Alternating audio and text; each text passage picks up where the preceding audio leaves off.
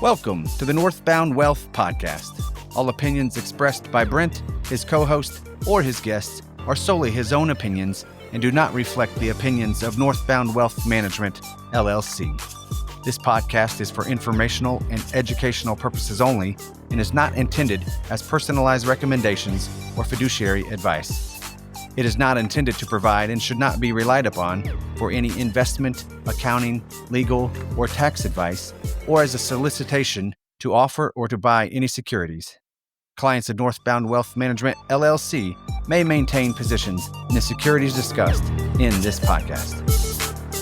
All right, let's get started. August 3rd, 2026.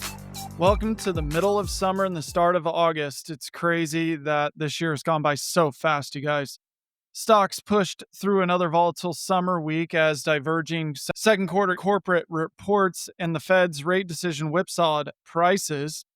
Stocks rally after the Fed's hold. The Standard & Poor's S&P 500 index rose 1.05% this past week as hyperscalers showed the mega spend on the artificial intelligence build-out is being monetized, while the NASDAQ Composite Index advanced 1.59%. Dow Jones Industrial Average added 1.04%. The MSCI EFA Index, which tracks developed overseas stock markets, increased 2.13%. So foreign markets did pretty darn good. All right, so tech stocks steal the spotlight. The S&P 500 benchmark ended last week at 7,489.72. The index is now down 0.1% quarter to date, but up about 9.4% year to date. In early trade today, markets are positive. Generally, markets remain in bullish territory given corporate earnings reports and guidance, as well as macroeconomic factors and expectations. Microsoft and Amazon rose this week as quarterly results from the tech giants showed revenue growth in areas related to AI products and services, helping calm worries surrounding hundreds of billions of dollars of investment earmarked for the AI build-out. Microsoft reported triple-digit AI annual recurring revenue growth and an accelerating Azure trajectory into the end of 2026. Dan Ives, global head of technology at Wedbush Securities, said in a note to his clients, the software behemoth's quarterly results, which included Azure's full-year revenue surpassing $100 billion for the first time, reinforce the idea that any knee-jerk reactions to the elevated CapEx framework represent strong buying opportunities. Shares of Microsoft were up last week 22%. The consumer discretionary sector in the S&P 500 had the largest percentage gain of the week, up 8.3%, followed by a 5.4% advance in communication services and a 1.2% rise in consumer staples. Sales at Amazon Cloud Computing Unit delivered the fastest growing growth in 18 quarters, helping the e-commerce giant exceed market expectations for second quarter earnings and revenue. Shares jumped 17% this week, even as the e-commerce behemoth expanded its capital expenditure by about $20 billion to $220 billion. A consortium of banks led by Morgan Stanley is in talks to lend $15 billion to a data center developer to build a campus and power plant for Anthropic in Texas. The Wall Street Journal reported Thursday, citing people familiar with the matter. Alphabet's Google would provide financial guarantees and chips for the project. Shares of Alphabet are up 12% this past week. The three worst performing S&P 500 sectors this past week were utilities, real estate, and materials, down 4.2%, 2.2%, and 1.7% respectively. C.H. Robinson Worldwide said a jury in Texas issued a $604 million advisory verdict against the firm and two other defendants in a lawsuit stemming from a trucking incident involving an independent motor carrier. Shares declined 21% this past week. Edison International said Thursday that Southern California Edison believes that it is likely its equipment associated to the ignition of the 2025 Eaton fire, according to a Thursday quarterly filing. Southern California Edison recorded a $1.6 billion in settlement-related losses and said it expects to incur additional material losses related to the fire per the filing. Shares of Edison slumped 8% this past week. Palantir, SpaceX, Advanced Micro Devices, Caterpillar, Walt Disney, SanDisk, Uber, Take-Two Interactive are among the companies reporting their quarterly results this week. Economic data due this week includes non-farm payrolls, job openings, and labor turnover survey, and ISM Manufacturing and Services Purchasing Managers Index. All right. So in the past year, 1 year trailing number, S&P's up about 9.36, Dow's up about 9.59, Nasdaq's up about 8.44, MSCI EAFE is up about 11.58. The 10-year Treasury notes trading around 4.75, that is, and that's up 6.98% from a month ago. Over 3-month change, that's up 7.95 and up about 8.7%. So bond yields have really gone up. I've seen the short end of the curve go up. I've seen the long end go up as well. Everything in the fixed income space is tracking along with the 10 years moving higher, and we're watching that as the 10-year approaches 5. That'll be a little bit more concerning. Hopefully, oil can continue to be a catalyst in staying lower instead of higher for inflation numbers. FedWatch, speaking of, the FOMC voted 9-3 to hold rates steady. 9 voted to hold, while 3 voted to increase. The decision to hold rates was initially met with enthusiasm, but traders became increasingly unsettled as the day progressed. At the Fed's press conference, Chair Kevin Warsh explained the decision, but some were concerned that the Fed was underestimating inflation. The next scheduled 2-day Fed meeting ends on September 16th, so traders will have plenty of economic reports to assess overall consumer prices. All right, moving on. We already talked about who's reporting. There's a whole laundry list. I said some of the names, but some other notables are McDonald's, Gilead, Pfizer, Merck, Caterpillar, Amgen, Duke Energy, Spotify, Eli Lilly, Western Digital, AppLovin, CVS, ConocoPhillips, Parker Hannifin, Howmet Aerospace, Constellation Energy, and Berkshire Hathaway rounding out the week this week. Another busy week in earnings. And it's been good so far. So stay tuned for the next segment.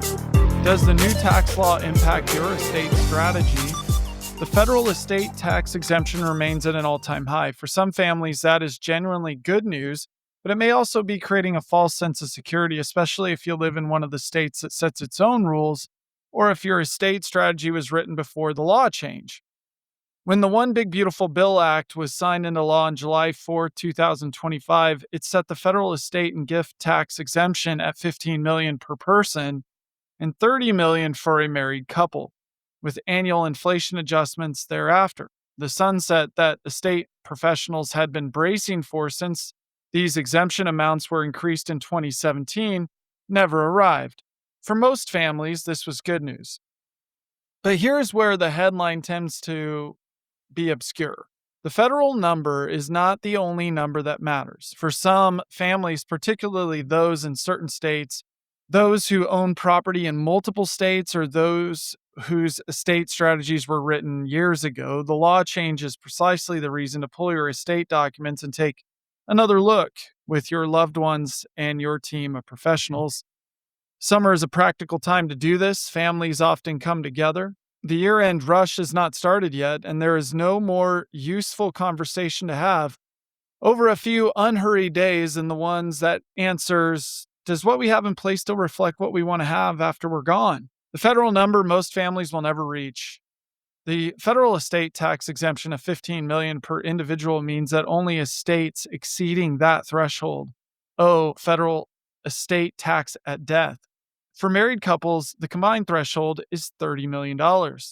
Estimates are that fewer than 0.1% of estates that filed returns in recent years owed any federal estate tax.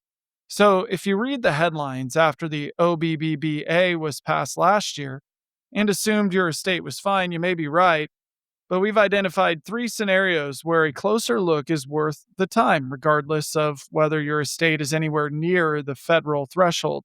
Scenario 1, your state has its own estate tax. The OBBBA changed the federal exemption. It did not change a single state's rules. 12 states and the District of Columbia still impose their own estate taxes. In most cases, their exemptions are lower than the federal level. Oregon and Massachusetts set their threshold at $1 million and $2 million, respectively. In Massachusetts, that number is not indexed for inflation, meaning it has quietly been shrinking in real terms for years. A family with a paid off home, a retirement account, and other assets might cross that line without even thinking of themselves as wealthy at all. New York has its own wrinkle known as the estate tax cliff. Once an estate exceeds 105% of New York's exemption, currently around 7.35 million, the entire estate is taxed, not just the amount above the threshold. A married couple in New York with a combined estate just above that line could owe New York estate taxes of several $100,000, even though they owe nothing federally. 5 states impose an inheritance tax, with Maryland being the only one to impose both. An inheritance tax is paid by the person receiving the assets, not the estate. The rates and exemptions vary by recipient's relationship to the deceased, can impact more than just the wealthy. Before looking at the state-by-state picture, it helps to understand the difference between the two types of taxes that can apply at death. They are often used interchangeably, but they work very differently and affect different people. It is important to point out that this piece is laying out some high-level issues regarding estate taxes and how they might apply to certain states. We would encourage you to speak with an estate professional, a estate planning attorney, who can address your specific situation. Estate tax versus inheritance tax, what's the difference? The estate itself pays an estate tax before assets are distributed to heirs. It is calculated based on the total value of everything the deceased owns at death, including real estate, retirement, and investment accounts, life insurance proceeds if the deceased owned the policy, business interests, and personal property. If the estate's total value exceeds the applicable exemption, the estate pays the tax before anything is passed on. The heirs receive whatever remains after the tax is settled. At the federal level, and in most states that impose one, the estate's executor or administrator handles this obligation. An inheritance tax works differently. It is paid by the person receiving the assets, not by the estate. The amount owed depends not on the total size of the estate, but on the value of which each individual heir receives and how closely related they are to the deceased. Close relatives, typically spouses and children, are usually exempt or taxed at lower rates. More distant relatives or unrelated heirs often face higher rates with much smaller exemptions. In Nebraska, for example, adult children owe inheritance tax on amounts above $100,000. In Kentucky, nieces and nephews receive only a $1,000 exemption before the tax kicks in. The heir pays this out of their own inheritance, not out of the estate. The practical difference matters in preparing a strategy. With an estate tax, the question is whether the estate's total value clears the exemption threshold. With an inheritance tax, the question is who is receiving assets and how much each person gets. A family could have an estate well below any estate tax threshold and still face an inheritance tax bill if assets pass to non-immediate family members, such as a niece, a close friend, a domestic partner in certain states, or a sibling, depending on the state involved. Maryland is the only state that currently imposes both.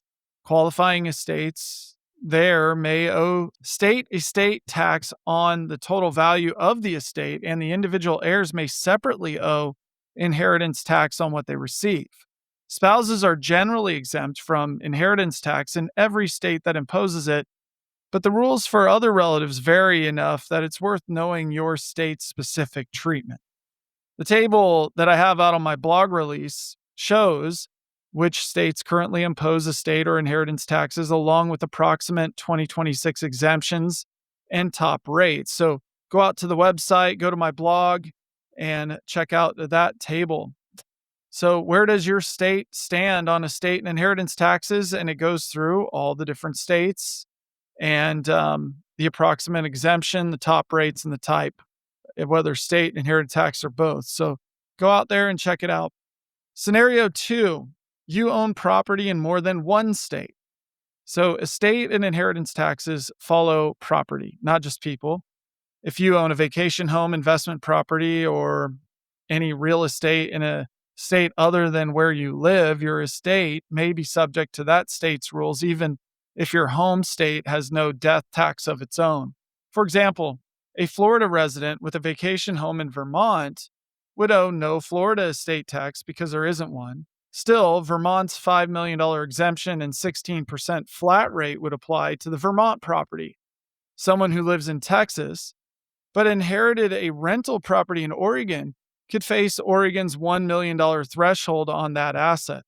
This is one of the least discussed dimensions of estate preparation and one of the most common sources of surprise for families who assume their strategy covered everything. If any real or tangible property sits in a different state other than where you live, it is worth confirming how much that state's rules apply to your situation. And then scenario 3, your documents were written for a different law. So even though your state has no estate tax and your estate is well below the federal threshold, there are other reasons an estate strategy may no longer reflect what you actually want or what the law now allows. Many strategies were designed around the anticipated expiration of the higher exemption, not the current situation now. So credit shelter trusts, bypass trusts, and certain irrevocable structures were built to capture a lower exemption before it disappeared. Now that the exemption has increased rather than decreased, some of those structures may be doing nothing useful or creating unintended consequences. One specific issue worth understanding is that assets held in a bypass trust or a credit shelter trust typically do not receive a step up in cost basis at the surviving spouse's death. That means heirs who eventually sell those assets may owe capital gains taxes on decades of appreciation that they may have avoided entirely had the assets passed through the estate. In a world where estate taxes are no longer a concern for most families, holding appreciating assets in a trust that blocks the step up can be a significant and often unnecessary cost. So, setting up a trust involves navigating complex tax rules and regulations. If you have a credit shelter trust, bypass trust, or another type of trust, you might want to have the document reviewed by a legal professional who can help determine if changes might be needed. Beyond trust structures, several other elements of an estate strategy deserve a fresh look regardless of the tax landscape. Beneficiary designations on retirement accounts and life insurance policies typically override everything in a will or a trust. They are also among the most commonly outdated documents when it comes to an estate. Courts have upheld transfers to ex-spouses, deceased relatives, and unintended heirs because designations were never updated after a life change. Powers of attorney and healthcare directives should reflect your current wishes and name people who are still living, still capable, and still the right choice. If you haven't reviewed these documents in a while, you may be surprised who you named in the past. They may need to be updated. Executors and trustees named many years ago may have since moved, declined in health, or changed their relationship with you or your family. An executor who is 20 years older than you may have had sense at the time, but may not be the right person to manage a complex estate today or in the future. Asset titling, so how property is legally owned, determines what passes through probate and what does not. A trust that holds no assets because titling was never updated is effectively a very expensive piece of paper. There is no deadline attached to this. The law is not expiring. The urgency here is not tax-driven, it's life-driven. Estate strategies can go out of date in two ways. It can often happen slowly as the law changes around them, or suddenly when a family member dies, divorces, remarries, or has children. Some families update their documents after sudden events and don't consider the impact of the slow drift. The result may be a document that was carefully prepared at one point in time but has not kept pace with either the family or the law since. Summer vacations are often a time when families are together. A weekend together is when the older generation and the adult children finally have an unhurried conversation about what's in place, who has the documents, and whether it still makes sense. Conversations surrounding mortality may be difficult to talk about, but they are necessary. and putting them off because they might be difficult isn't doing anybody any good. That conversation does not have to start around a conference table in a professional's office. It can begin more informally with a question like, when did we last look at this? But after the subject is broached, we as financial professionals can help facilitate exactly the kind of review that gives your family some real clarity. We recommend a working session to review estate documents, check beneficiary designations, and identify what needs a second look from an estate attorney. For many families, that review has never happened in a coordinated way. This summer's a great time to do that. If you or someone you know would benefit from this, we'd welcome the opportunity. So, frequently asked questions, FAQs. Do I need an estate strategy if my estate is well under $15 million? Yes, for many reasons unrelated to federal estate tax.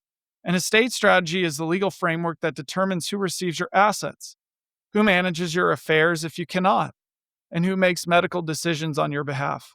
Beneficiary designations, power of attorney, healthcare directives, and asset titling all matter independently of your tax situation. So how about this one? I live in a state with no estate tax. Does this still apply to me? It may. If you own property in a state that does not impose an estate or inheritance tax, such as a vacation home, investment real estate, or even land, that state's rules may apply to those assets regardless of where you live. The strategy written 5 or 10 years ago was built around assumptions about your family or assets and the law that may have shifted in ways worth addressing. Let's see, how about this question? My parents have a trust that was set up years ago. Does it need to be updated? Many trusts created before 2025 were built around certain expectations about the federal estate tax exemption. It is worth having an estate attorney review the specific language to determine whether the structure still serves the family's goals. And then finally, this question, what does a financial professional do in an estate strategy review? So what we do typically plays a coordinating role rather than drafting legal documents, which remains the domain of an estate attorney. In a review, a financial professional can help gather and organize the existing strategy, check that retirement accounts and other documents carry the correct beneficiary designations, confirm that the assets are titled consistently with your intent, identify anything that may have been overtaken by life events or legal changes, and flag the specific issues that warrant a conversation with an attorney. As financial professionals, we often refer to ourselves as our clients' quarterbacks, helping their professional team, including lawyers, accountants, business consultants, and others, follow the same playbook. So we kind of help direct traffic and seek the specialist advice on things, not to mention manage money and portfolios here at Northbound Wealth Management. If you have questions about this or anything else, don't hesitate to reach out. We'll be back with you next week and we'll talk more markets rather than financial planning or personal finance. But hopefully you found this helpful. Have a great weekend. We'll talk to you soon. Whether you're just getting started as an investor or you're managing a multi-million-dollar portfolio, Northbound Wealth Management has the solution for you. It all starts with building the right financial plan. To speak with a financial planner today, visit northboundwealth.com. Don't forget to check us out on youtube.com at Northbound Wealth. And make sure to leave a rating and review on your favorite podcasting app. Thank you for listening.